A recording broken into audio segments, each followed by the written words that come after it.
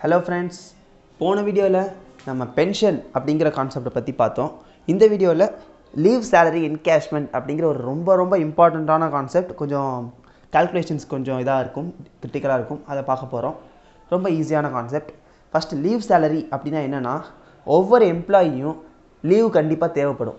மெடிக்கலாக இருக்கலாம், இல்லை வேறு ஏதாச்சும் இம்பார்ட்டன்ட் ஒர்க் அக்கேஷன்ஸ் எதுவாக வேணாலும் இருக்கலாம். ஆனால் சில ஆர்கனைசேஷனில், இல்லை மெஜாரிட்டி ஆர்கனைசேஷனில் ஒரு பர்டிகுலர் அமௌண்ட் ஆஃப் லீவ் வர்ற வரைக்கும் எல்லாருக்குமே பெய்டு லீவ் கொடுப்பாங்க. அவங்க எடுக்கிற லீவுக்கு பேமெண்ட்டும் கொடுப்பாங்க வித் சேலரி அப்படிங்கிற மாதிரி லீவு. அந்த லீவை எப்படி டேக்ஸ் பண்ண போகிறோம், அதில் எவ்வளோ எக்ஸம்ட்டு, யார் யாருக்கு எக்ஸம்ட்டு அப்படிங்கிறத தான் நம்ம இதில் பார்க்க போகிறோம். First leave encashment. இப்போது ஒரு எம்ப்ளாயி ஒர்க் பண்ணிகிட்ருக்காரு. அந்த ஒர்க் பண்ணுற எம்ப்ளாயி அவரோட சர்வீஸ் டயத்துலேயே அவரோட அந்த லீவ் சேலரியை என்கேஷ் பண்ணுறாரு, காசாக மாற்றுறாரு. இந்த கேஸில் அந்த service at the time of சர்வீஸில் அவர் மாற்றினார்னா அது ஃபுல்லி டேக்ஸபிள். என்ன எம்ப்ளாயாக இருந்தாலும் ஃபுல்லி டேக்ஸபிள்.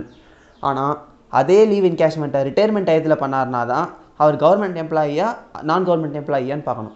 கவர்மெண்ட் எம்ப்ளாயியாக இருந்துச்சுன்னா ஃபுல்லி எக்ஸம்ட், எப்போவுமே ஃபுல்லி எக்ஸம்ட். இது எல்லா கேஸ்லையும் ஜென்ரல், கவர்மெண்ட் எம்ப்ளாயிக்கு ஃபுல்லி எக்ஸம்ட் தான். சப்போஸ் அதர் எம்ப்ளாயியாக இருந்துச்சுன்னா average salary into leave at credit. Leave at credit அப்படிங்கிறத என்னங்கிறத நம்ம இந்த வீடியோவில் பின்னாடி பார்ப்போம். ஆவரேஜ் சேலரி அப்படின்னா average of last 10 months salary தான், எப்போவுமே அதான் ரூல். இது ஒன்று.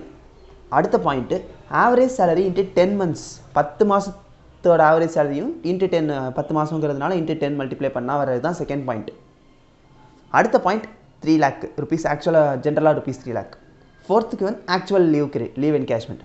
இந்த 4ல் விச்செவர் இஸ் லெஸ் தான் எக்ஸம்ப்ட். இதில் சேலரி அப்படிங்கிற ஒரு வேர்டு இருக்குது. லீவ் என்கேஷ்மெண்ட்டை பொறுத்த வரைக்கும் சேலரினா என்ன?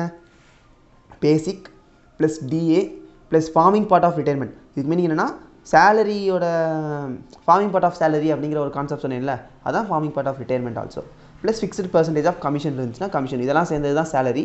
ஆவரேஜ் சேலரினா அதில் 10 months தான் எடுக்கணும். லாஸ்ட் இப்போ இந்த வருஷம் ரிட்டையர் ஆகிறாருன்னா இதுக்கு முன்னாடி இருக்கிற 10 மாதம் தான் எடுக்கணும். இப்போது இந்த லீவ் அட் கிரெடிட் அப்படின்னா என்னென்னு பார்ப்போம்.